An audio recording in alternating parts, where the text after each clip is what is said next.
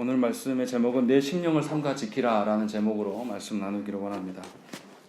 우리가 계속해서 말라기서의 말씀을 읽어가고 있습니다. 앞선 그 본문에서 계속해서 제사장의 죄에 대한 언급들을 이제 해왔습니다. 그리고 이제 오늘 본문부터는 백성들의 그 죄에 대한 언급들을 이제 하나님께서 많이 하고 계십니다. 그렇다고 해서 제사장이 죄가 없냐 그런 뜻은 아니죠.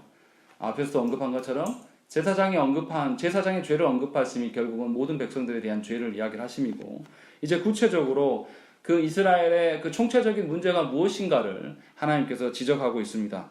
오늘 말씀에 보면 세 가지 죄가 나옵니다. 첫 번째, 이방인과의 그 결혼 문제를 언급하고 계시고, 두 번째는 그들이 하나님께 제사함, 이 예배 문제가 무엇인가 라는 것에 대한 이야기를 하고 있고, 세 번째는 이혼의 문제에 대해서 하나님께서 지적을 하고 있습니다. 그런데 문제는 하나님께서 이 죄악들을 세 가지를 언급하시는 이유가 따로 있다는 것입니다. 이 죄악들은 표면적으로 드러나는 것이고, 이것이 무엇 때문에 발생하고 있는가, 사실 이것이 우리가 이제 오늘 말씀에서 봐야 될 문제라는 것이죠. 그럼 먼저 이제 하나씩 살펴보면, 이방인과의 결혼 문제, 이것을 놓고 하나님이 10절부터 12절까지 말씀을 하고 계십니다. 도대체 이방인들과의 그 결혼이 무엇이 문제인가 라는 것에 대해서 우리가 한번 생각을 해봐야 됩니다. 말라기 시대에 그 이방인들과 이 이스라엘 백성들이 어느 정도 결혼을 했는가, 이것을 먼저 우리가 아셔야 되는데, 이 말라기와 동시대가 뭐냐면 느헤미야와 에스라서가 동시대의 말씀입니다. 에스라가 예루살렘으로 이렇게 돌아와서 성전에다가 귀중품을 전달한 다음에 가장 먼저 한 것이 뭐냐면 이방인들과의 결혼을 제거했습니다. 유대아의 그 지도자들이 직접 에스라에게 찾아와서 이 이방인과의 혼인 문제가 너무 심각하니까 이 문제를 에스라 선지자에게 해결해 달라고 요청합니다. 그리고 에스라 선지자가 이 일들을 진행합니다. 에스라서 9장 1절과 2절 말씀 보시면 제가 읽어드리겠습니다. 이 일 후에 방백들이 내게 나와 이르되 이스라엘 백성과 제사장들과 레위 사람들이 이 땅 백성들에게서 떠나지 아니하고 가나안 사람들과 헷 사람들과 브리스 사람들과 여부스 사람들과 암몬 사람들과 모압 사람들과 애굽 사람들과 아모리 사람들의 가증한 일을 행하여 그들의 딸을 맞이하여 아내와 며느리로 삼아 거룩한 자손이 그 지방 사람들과 서로 섞이게 하는데 방백들과 고관들이 이 죄에 더욱 으뜸이 되었다 하는지라. 이렇게 기록하고 있다는 것이죠.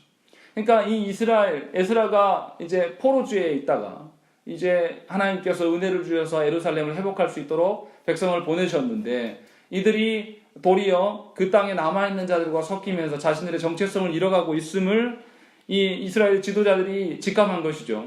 그런데 이 일들을 누구까지 하고 있냐면, 분명히 말씀에 있는 것처럼 이스라엘 백성들만 행하는 것이 아니라 제사장들도 이방 여인들과 결혼하고 있고 레위지파 자손들까지도 다 이방 여인들과 혼인하고 있다는 것이죠.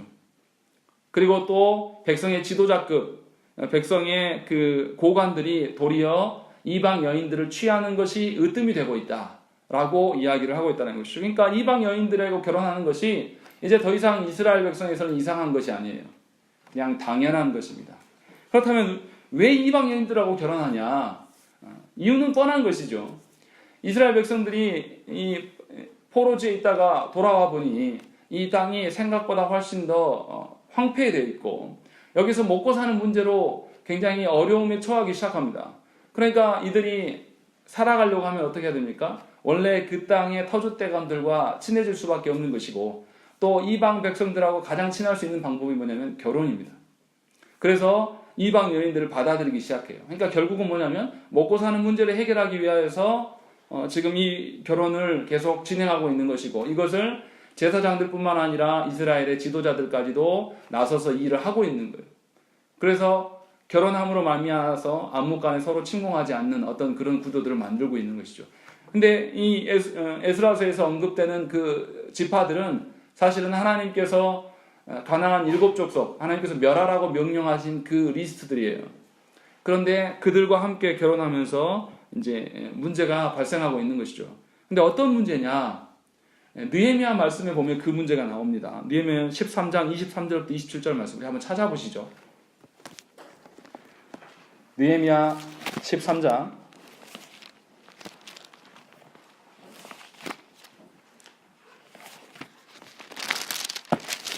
느헤미야 13장 23절부터 27절 말씀. 느헤미야 뒤에서 찾으시면 안 됩니다. 구약의 중간 정도에 있습니다. 747페이지입니다.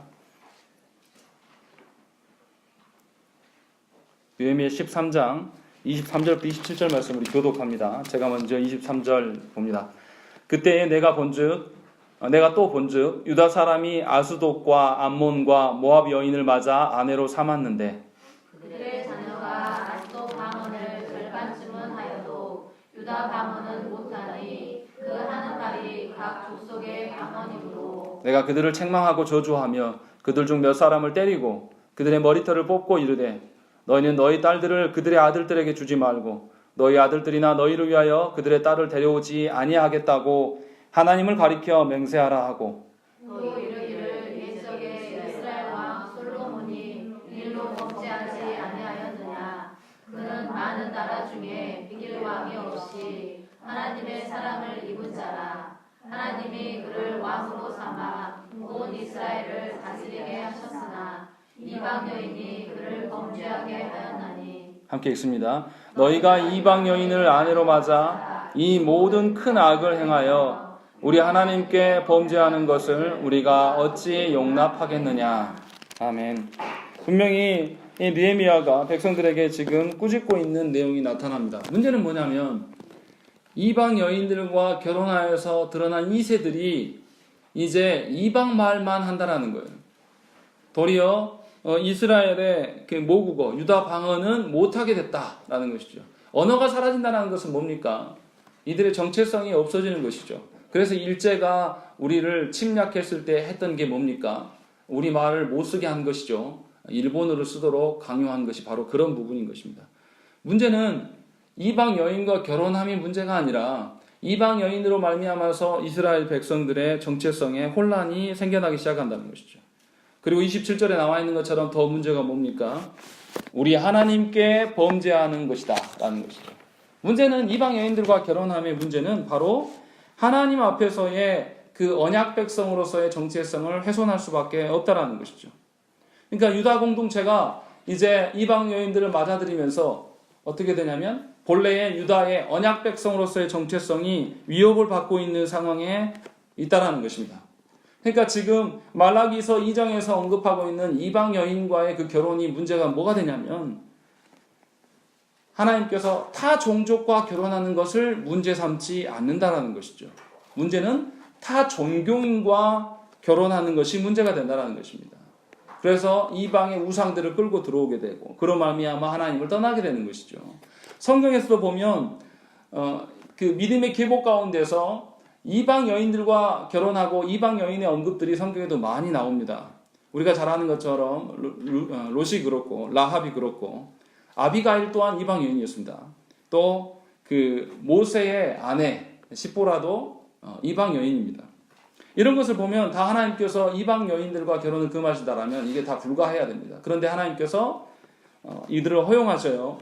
그리고 이들이 실제로 예수 그리스도의 언약의 계보 안에 들어와 있어요. 그러니까 문제는 뭐냐면 이방 여인들이라 할지라도 하나님 앞에서 개종하고 하나님을 주인으로 섬기고 사는 자들에 대해서는 하나님께서 허용하셨어요.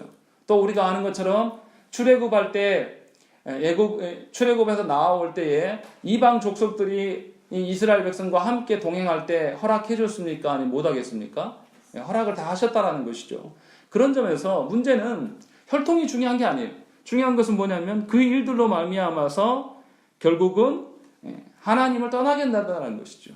이방 종교를 가져오게 되고 이방의 관습들을 가져옴으로 말미암아서 하나님이 원래 우리들에게 주셨던 그 언약 백성으로서의 정체성을 훼손하게 되는 것. 이것에 대해서 하나님께서 염려하고 계신다는 것이죠.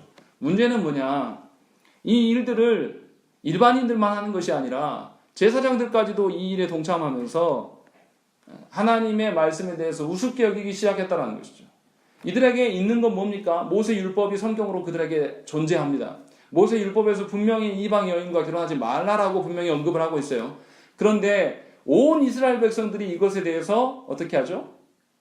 우습게 여기면서 다 결혼하는 거예요. 그냥 일반 백성에서부터 종교 지도자들, 또 정치 지도자들까지도 다 이 모세 율법을 무시하면서 자기가 하고 싶은 대로 살아가는 거예요. 이 말이 문제는 뭡니까?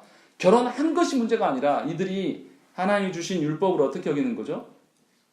우습게 여기는 거예요. 그냥 오래된 것, 이것이 우리에게 아무런 영향도 주지 않는 것, 이게 문제라는 것입니다. 현대 그리스도인들은 어떻습니까? 우리가 하나님의 말씀을 배우고 알려고 하면 얼마나 많이 알 수 있습니까? 요즘에는 눈이 안 좋아서 성경 안 읽는다, 거짓말이에요. 요즘에는 몇만 원짜리 라디오 하나만 사도 성경 다 들어있습니다. 그냥 일하면서 딴 일하면서 틀어놓고 들을 수도 있어요. 얼마든지. 성경 못 읽겠다고 하는 것은 다 거짓말이에요. 또 우리가 성경에 대한 해석이 잘 몰라도 어떻습니까? 인터넷에 얼마나 틀어보면 설교가 많습니까? 중요한 건 어떤 설교가 진짜인지를 구별할 수 없어서 문제인 것이지. 무슨 말이냐면 현대 그리스도인들도 하나님의 말씀을 따라서 사는 자들이 거의 없다라는 것이죠. 하나님의 말씀에 대해서 아주 우습게 여기는 거예요. 그래서 이 말씀이 나를 지배하고 이 말씀의 영향을 받고 살아가는 것에서 굉장히 구닥다리로 본다라는 것이죠. 우리 젊은이들 보세요. 결혼 준비하면서 하나님 앞에서 언약 가정을 이루기 위해서 그것을 준비합니까? 날이 자매 그것을 정말 준비하고 그것이 결혼 준비에 대다수를 차지합니까? 그렇지 않다라면 하나님께서 세우신 가정이 아닐 수도 있고 그 가정의 정체성이 없다라면 결국 하나님의 돌보심 밖에 살아갈 수밖에 없음을 분명히 기억해야 됩니다. 이게 큰 문제예요. 하나님의 말씀이 있긴 있지만 그것이 나에게 아무런 영향이 주지 않고 그것이 나에게 아무런 걸림돌도 되지 않는다는 것. 이것이 저와 여러분들의 가장 큰 문제입니다. 그러니까 지금 이방인과의 결혼의 문제는 사실 우리가 하나님의 말씀을 얼마나 우습게 여기는가 그것과 똑같다는 것이죠. 하나님의 말씀이 선포되는 그 자리를 중요시 여기면 우리가 예배에 대한 태도를 그렇게 갖출 수가 없는 거죠. 예배는 드려도 되고 안 드려도 되는 뭐 그런 것이 아니라 하나님의 말씀대로 산다라면 내 삶의 질서가 달라지는 거예요. 하나님의 예배가 있는 그날 앞두고 우리가 어떻게 해야 되겠습니까? 내 육적인 연약함을 정리하고 오히려 더 일찍 잠자리에 들어야 될 것이고 예배 가운데 말씀을 잘 들 수 있는 구조로 내 정서적인 부분, 누구와 감정이 어떤 부분이 있으면 그것도 누그러뜨리고 하나님께 설 수 있는 구조를 우리가 만들 거예요. 나의 감정까지라도. 그렇게 하는 것이 하나님이 주시는 그 말씀에 대한 우리들의 태도이라는 것이죠. 그런데 현대 그리스도인들 중에서 누가 예배를 준비합니까? 저는 성도들 가운데 예배를 준비하는 분들 거의 본 적이 없습니다. 회사에 나가서 자기 몸뚱이 준비하며 출근하는 것보다 교회 나올 때 더 준비하지 않습니다. 실컷 자기가 하고 싶은 대로 다 누리고 나와서 교회에서 뭐 합니까? 굉장히 억울해하면서 나와요. 일주일 동안 열심히 일하다가 힘든 내 육신이 주일이라도 푹 쉬어야 되는데 예배 때문에 쉴 수 없다. 이런 일을 누가 하냐면 중직자들이 하는 것을 제가 직접 들었다는 것이죠. 그러니까 이방인과의 결혼 문제가 원천이 뭐냐면 하나님의 말씀에 대한 무시예요. 그런데 이 하나님의 말씀에 대한 무시가 저와 여러분들에게 없냐 이 말이에요. 우리는 더 많다라는 것입니다. 하나님의 그 말씀을 이야기하면 일단 교회가 하나님의 말씀에서 시작해서 이야기하면 어떻게 합니까? 구닥다리처럼 여겨요. 뭔가 목사가 설교가 현대적이고 성도들의 입장에서 설명해주는 그런 설교를 성도들이 선호한다라는 것이죠. 그러나 이것은 우리의 정체성을 훼손하는 길이고 우리가 교회 안에 나와 있다고 해서 하나님의 자녀가 될 수가 없다는 것입니다. 분명하게 저와 여러분들이 하나님의 말씀이 우리의 삶에 걸림돌이 돼야 돼요. 나의 계획하는 것에 말씀을 항상 염두에 둘 수밖에 없고 내가 살아가는 방식에 있어서 내가 어느 곳에 살 것이고 어떠한 모양으로 무엇을 하면서 살 것인가 누구와 함께 살아갈 것인가 이 모든 것들을 결정함에 있어서 하나님의 말씀에 근거해서 우리가 하나님을 찾아야 된다는 것이죠. 그러니까 이 하나님의 말씀이 우리의 모든 사고방식과 행함의 근거가 되어야 된다는 것이죠. 그렇지 아니하면 우리들에게는 정체성이 없는 것과 다름이 없다는 것이죠. 지금 이 말라기 선지자가 이것을 지적하고 있는 것이지 어떤 타 민족과의 결혼을 이야기하고 있는 것은 사실 아니라는 것이죠. 그리고 두 번째, 잘못된 예배 습관에 대한 부분들을 이제 언급을 하고 있습니다. 하나님을 향한 이 예배가 어떤 거냐. 13절 말씀 우리 한번 읽어보시죠. 13절 말씀 읽겠습니다. 시작. 너희가 이런 일도 행하나니 곧 눈물과 울음과 탄식으로 여호와의 제단을 가리게 하는도다. 그러므로 여호와께서 다시는 너희의 봉헌물을 돌아보지도 아니하시며 그것을 너희 손에서 기꺼이 받지도 아니하시거늘. 예, 하나님께서 어떤 예배를 하나님 받지 않으십니다 라고 이야기하냐면 눈물과 울음, 탄식으로 여호와의 제단을 가리우고 있다라고 말씀하신다는 것이죠. 이게 무슨 의미입니까? 감정적으로 하나님께 나아가요. 근데 감정적으로 나가는 목적이 어디 있습니까? 하나님 앞에서 무엇인가를 가리는 거예요. 이것은 뭐냐면 하나님 앞에서 나의 죄를 낱낱이 드러내 보이고 하나님께서 명하신 대로 내 존재를 하나님 앞에서 정직하게 내 존재를 발견하려고 하는 것이 아니라 자신의 죄를 가리우는 방편으로서 이 감정을 활용하고 있다는 것이 무슨 말이냐면 이미 이방 종교를 받아들이고 있고 자녀들이 신앙의 정체성마저 다 훼손되어 있는 공동체란 말이죠. 이것이 굉장히 큰 문제예요. 그런데 이 문제에 대해서 심각하게 여기지 않아요. 도리어 자신의 억울함과 자신의 감정의 상함이 더 중요한 것이죠. 그래서 하나님께 그것을 들고 나가서 하나님께 울면서 통곡하면서 애원하는 거예요. 어떻습니까? 사람 느끼는 이 방식이 통해요. 나의 죄를 갖추기 위해서 어떻게 합니까? 불쌍한 방편을 요구하면 정서적으로 나아가면 되는 거죠. 그래서 우리가 어떤 아는 정치인이 뭐 합니까? 내내 자기 멋대로 정치하다가 선거철이 다가오면 뭐 합니까? 그 동네 가가지고 우리가 남이냐 이런 표대 써놓고 찍어달라고 요청하는 거죠. 그런데 이 아둔한 백성들은 또 그 사람들을 찍어줘요. 그러니까 아주 이 정서적인 것, 감정적인 것들을 이 이스라엘 백성들이 남용하고 있고 우리 역시도 그것에 굉장히 능한 자들입니다. 그러니까 하나님께 나아가서 굉장히 불쌍한 척을 하는 거예요. 자기의 죄악을 감추고 자신의 목적을 달성하기 위해서 하나님께 굉장히 뭔가 연약한 것처럼 뭔가 내가 억울한 것처럼 하나님께 나아가서 울며 불며 행하고 있다는 것이죠. 근데 이러한 방식이 뭐냐면 이방 종교들이 이런 방식을 활용합니다. 우리가 아는 종교들 다 대부분 이런 방식이에요. 그래서 교회 안에 정말 이상한 것은 뭐냐면 한국 교회 안에 예배 형태가 어떻습니까? 예배로 나와서 기쁘고 즐겁게 나온 사람 별로 없어요. 다 어떻습니까? 새벽기도 시키면 다 뭐 얘기합니까? 다 못 살았습니다 하면서 우는 이야기밖에 하지 않아요. 잘 살았습니다 하는 그런 기도를 했으면 좋겠어요. 근데 그렇게 하는 분들 거의 없다는 거죠. 왜 그렇습니까? 우리가 하나님에 대해서 굉장히 오해하고 있고 하나님께 나아가는 데 있어서 하나님이 말씀하시는 그 방편대로 나아가는 것이 아니라 내 생각과 내 경험과 내 추측으로 내가 만족을 위하여서 하나님께 나아가기 때문에 이 감정적인 예배 형태로 나아가고 있다는 것이죠.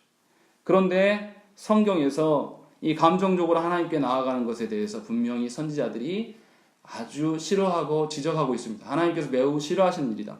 호세아서 7장 14절에 보시면 성심으로 나를 부르지 아니하였으며 오직 침상에서 슬피 부르짖으며 곡식과 새 포도주로 말미암아 모히며 나를 거역하는도다 라고 이야기하는 것이죠. 이스라엘 백성들이 하나님 앞에 나와서 하나님에 나온 하나님을 만나는 것이 목적이 아니라 자신의 어떤 목적을 달성하기 위해서 슬퍼하면서 곡하는 것, 또 하나님께서 주신 어떤 부스러기를 얻어먹기 위해서 나오는 그런 형태, 그것에 대해서 지적을 하고 있습니다. 그러니까 감정적인 예식에 대해서 맹렬히 비난하고 있고 엘리야도 어떻습니까? 바알 선지자와 대결 중에서 바알 선지자들 어떻게 해요? 자신의 비를 달라고 했을 때 비가 안 나오니까 어떻게 하죠? 자신의 몸을 막 칼집을 내고 신들에게 호소합니다. 이것도 감정적인 것이죠. 또 뭐 에스겔 선지자도 이야기를 합니다. 에스겔 선지자도 감정적인 하나님의 호소에 대해서 굉장히 극렬히 노하는 그런 언급들이 나타나고 이사야 선지자도 감정적으로 하나님께 호소하지 말라라고 이야기를 하고 있는 것입니다. 중요한 것은 하나님께 마음을 드리는 것이지 마음을 드리고 있지 않으면서 이것을 감추기 위해서 감정적으로 하나님께 나아가는 것, 이것에 대해서 하나님이 굉장히 싫어하신다는 거예요. 그러니까 착각하지 말아야 될 것은 우리가 하나님께 기도할 때에 운다고 해서 그 사람이 하나님께 합당하게 기도하는 태도는 절대 아니라는 것입니다. 그런 거에 속지 마시라는 거죠. 저는 사실은 정말 죄송하지만 성도들의 기도를 겉으로 봤을 때 다 믿진 않아요.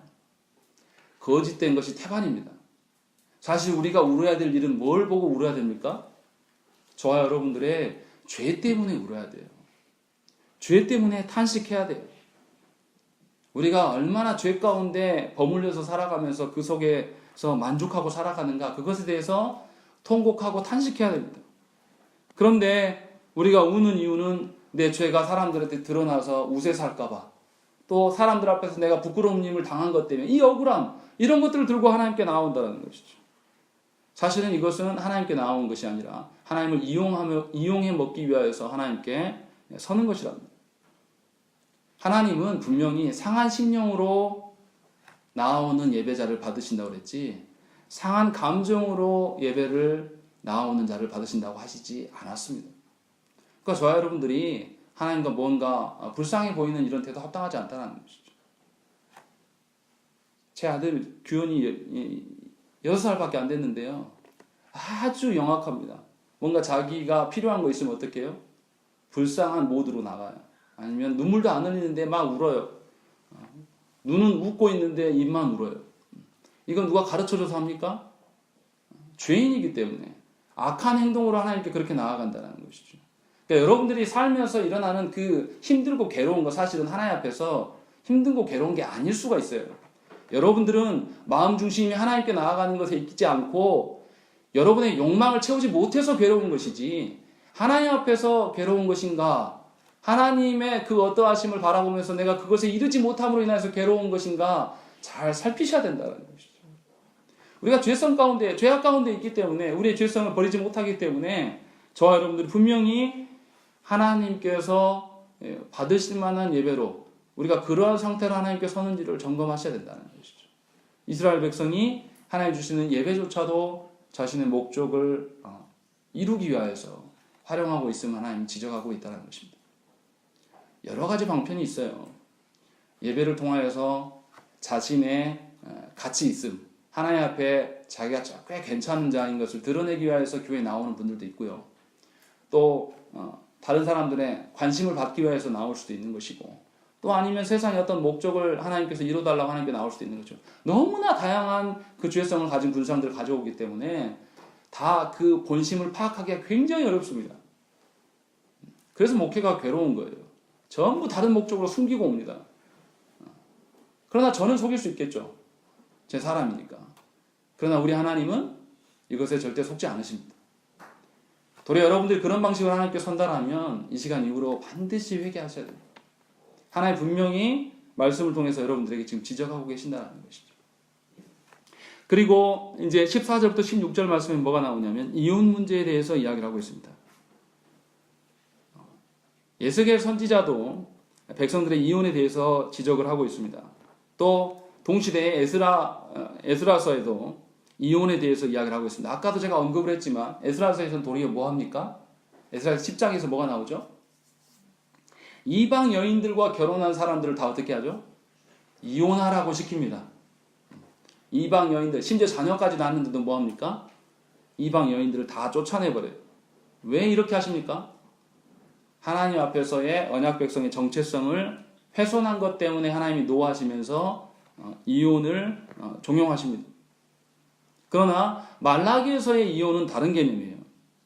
종교적인 갈등 때문에 이혼하는 것이 아니라 그냥 아내가 실증나서 지금 이혼하고 있다는 것이죠.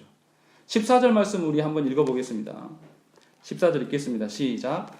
너희는 이르기를 어찌 됨이니까 하는도다. 이는 너와 내가 어려서 맞이한 아내 사이에 여호와께서 증인이 되시기 때문이라. 그는 내 짝이요 너와 사역한 아내로되 내가 그에게 거짓을 행하였도다. 분명히 뭐라고 말씀하고 계시냐면 네가 어려서 맞이한 아내라고 이야기하고 있고, 그 아내됨, 부부됨의 증인이 하나님이시다. 그리고 그 서약함으로 말미암아서 너희가 사는 자다라고 14절에서 언급하고 있고, 16절에서 동일한 이야기를 하고 있습니다. 이스라엘의 하나님 여호와가 이르노니 나는 이혼하는 것과 옷으로 학대를 가리는 자를 미워하노라. 만군의 여호와의 말이니라. 그러므로 너희 심령을 삼가 지켜 거짓을 행하지 말지니라 라고 이야기하신다는 것이죠.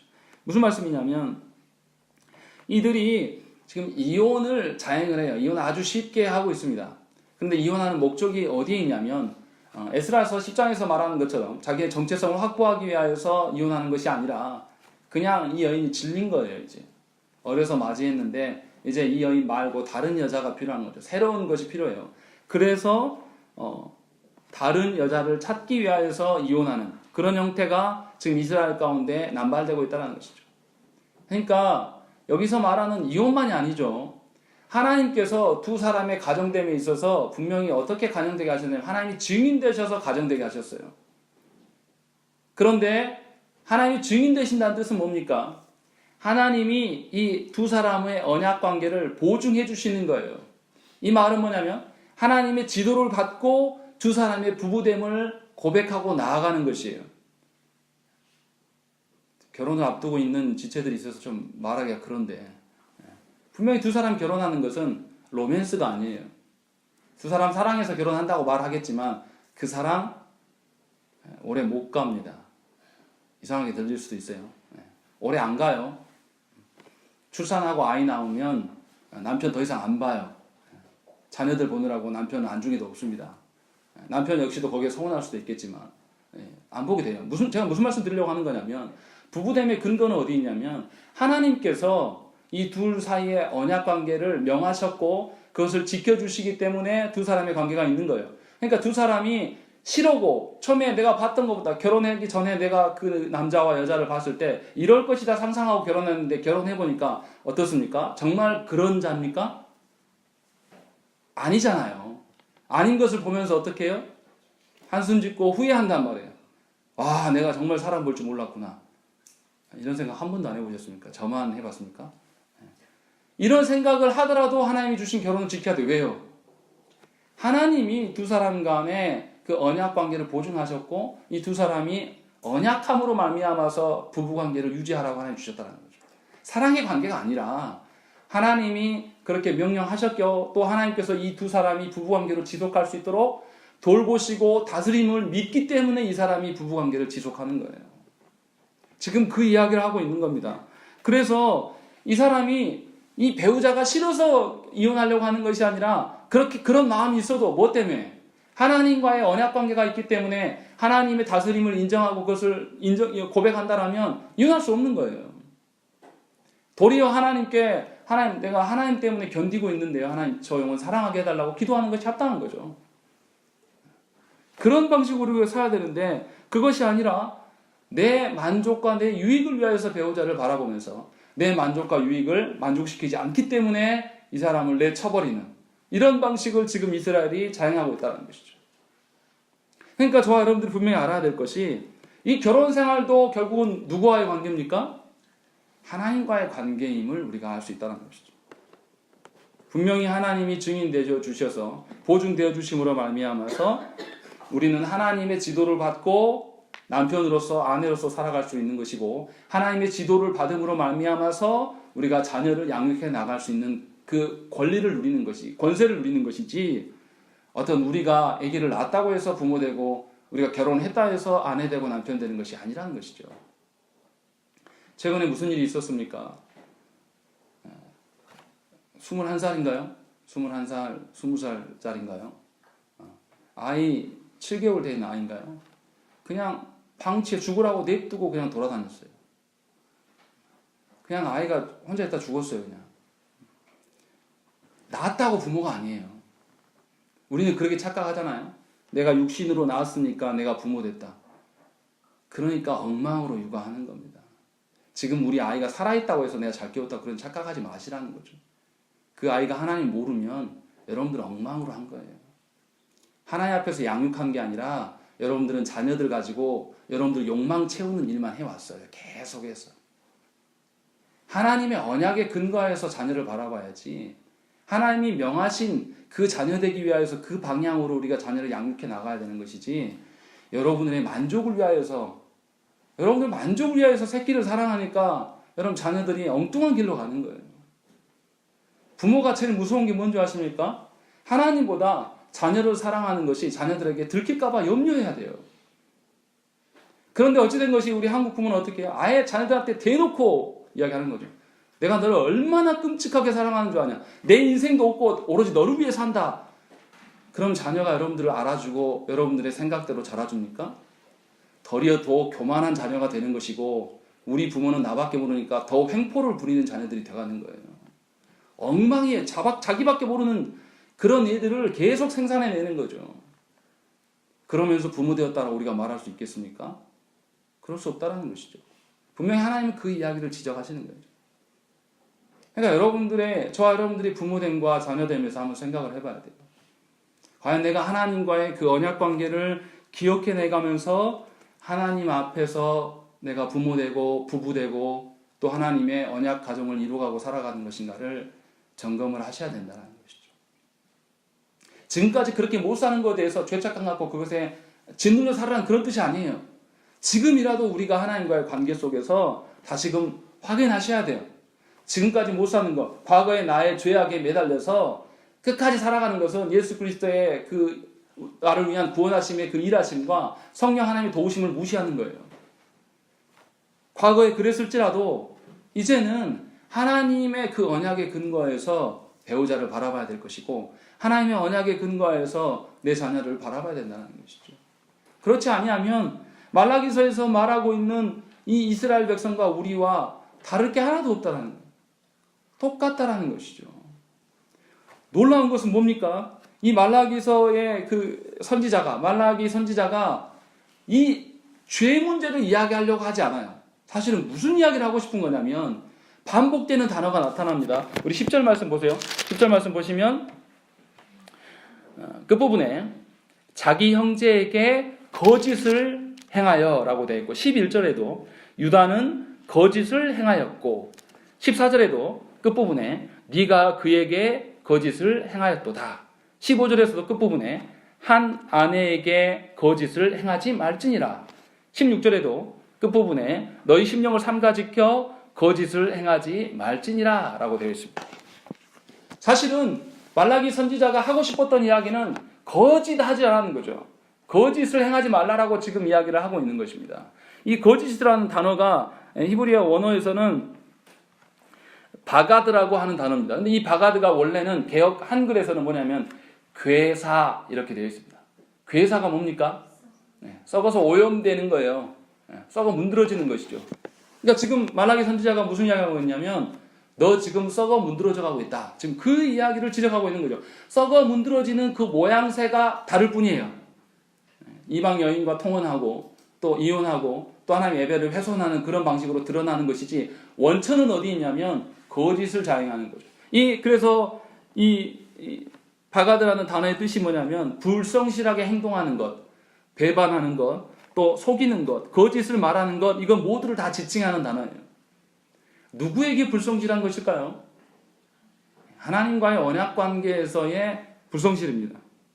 그런데 드러나는 양태는 하나님의 언약 관계에 대해서 불성실하고 배반했는데 그 불성실한 배반의 열매는 누가 먹게 되는 것이죠? 다시 보세요. 10절 말씀 보면 10절 끝 부분에 보면 각 사람이 자기 형제에게 거짓을 행한다.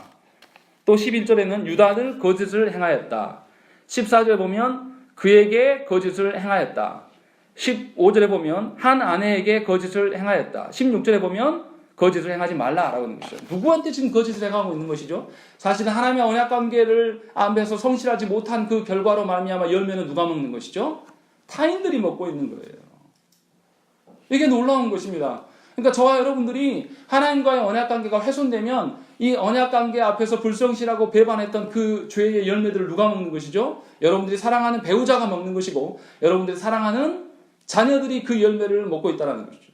거짓되고 괴사되어져 가는 그 부분을 여러분들이 자녀들이 먹고 마신다는 것이죠. 누구 때문에요?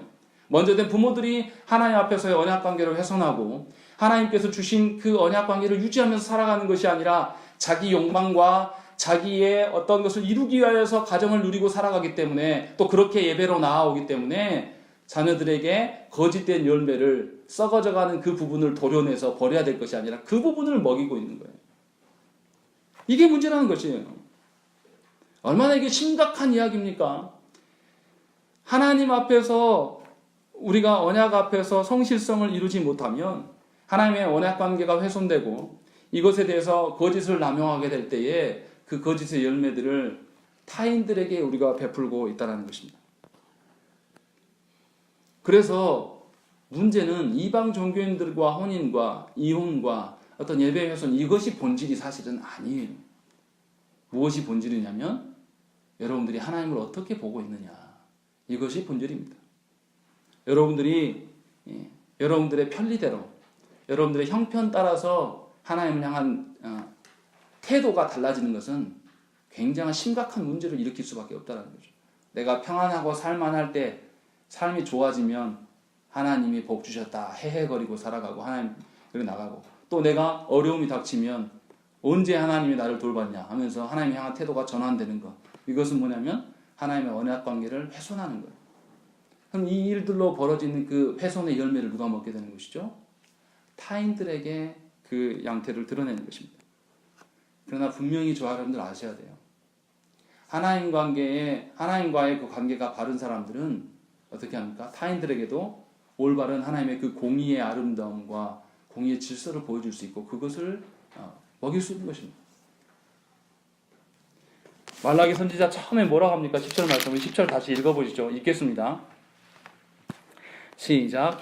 우리는 한 아버지를 가지지 아니하였느냐? 한 하나님께서 지으신 바가 아니냐? 어찌하여 우리 각 사람이 자기 형제에게 거짓을 행하여 우리 조상들의 언약을 맹세하게 하느냐? 예, 뭐라고 하십니까? 처음부터 뭐라고 하시냐면 우리는 한 아버지 앞에 한 아버지를 모시고 있지 않냐.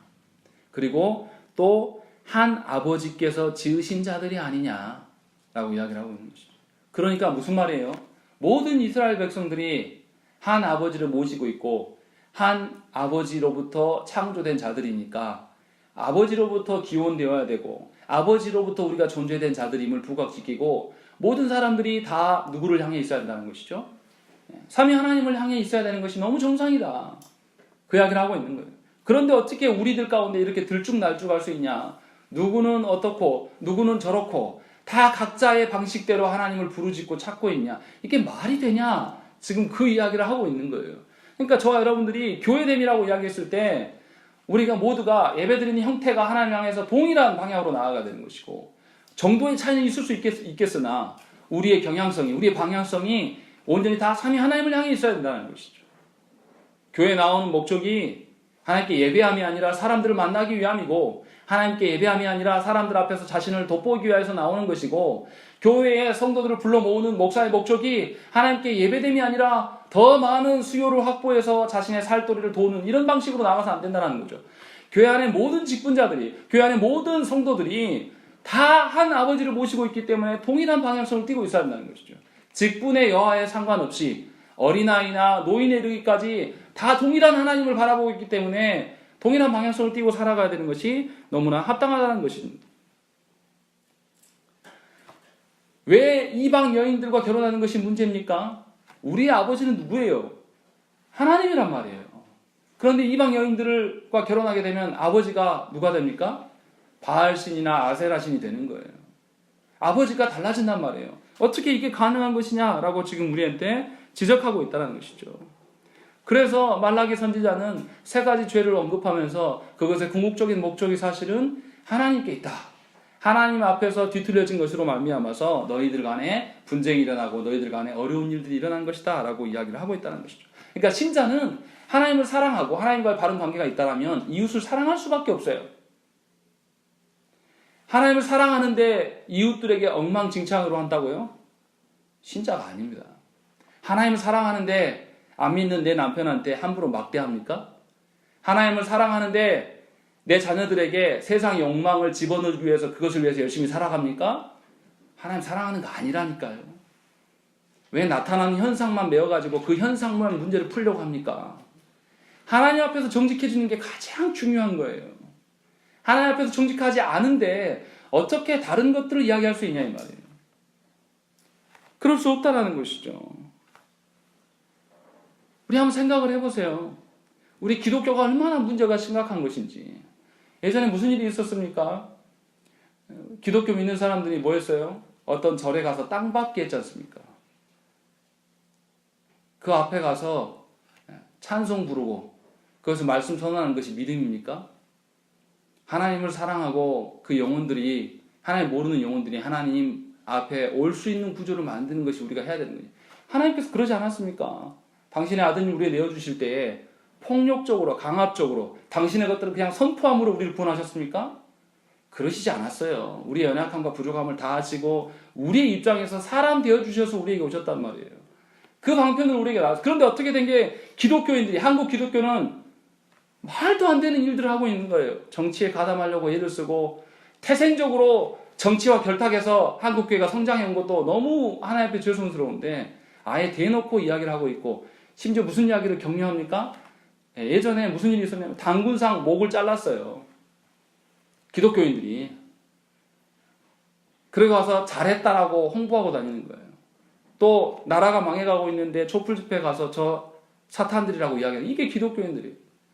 사실 이게 기독교인일까요?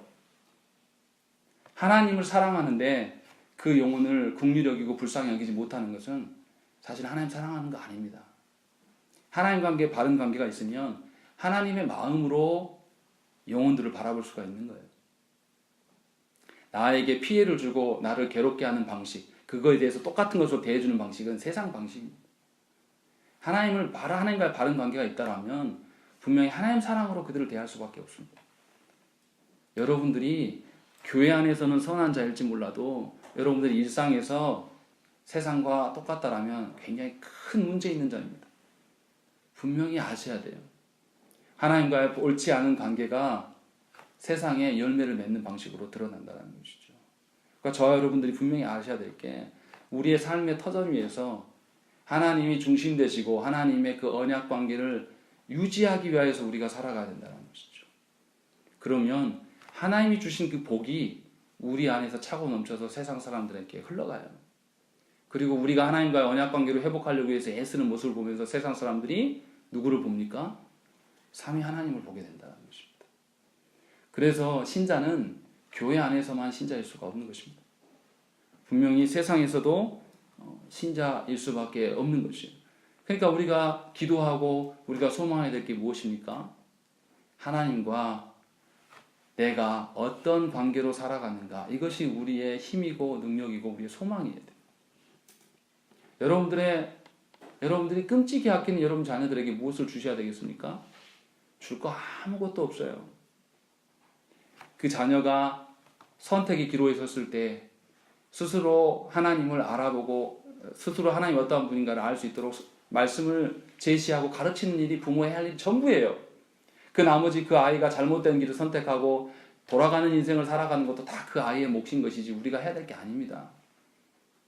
그 이상 넘어서서 행하는 것은 교만이고 아집이에요. 하나님의 그 언약 안에서 그 자녀를 하나님 돌보실 거라는 것이죠. 그렇기 때문에 우리가 해야 될 일이 뭐냐면, 내 영혼이 하나님의 언약 안에 서 있는가, 이것을 중점적으로 두고 살아가시는 거예요. 그리고 부모로서 해야 될 일은 그 자녀들에게 하나님의 말씀을 제시하시는 것이고, 또 우리가 하나님의 언약 관계를 유지하면서 살아가는 삶을 보이는 것, 이것이 우리가 해야 될 전부라는 것입니다. 그래서 저와 여러분들이 분명하게 하나님의 말씀으로 말미암아 우리의 심령을 지켜나가셔야 됩니다. 하나님 안에서, 하나님의 언약 안에서 살아가기 위하여서 우리가 애쓰고 노력해야 된다는 것이죠.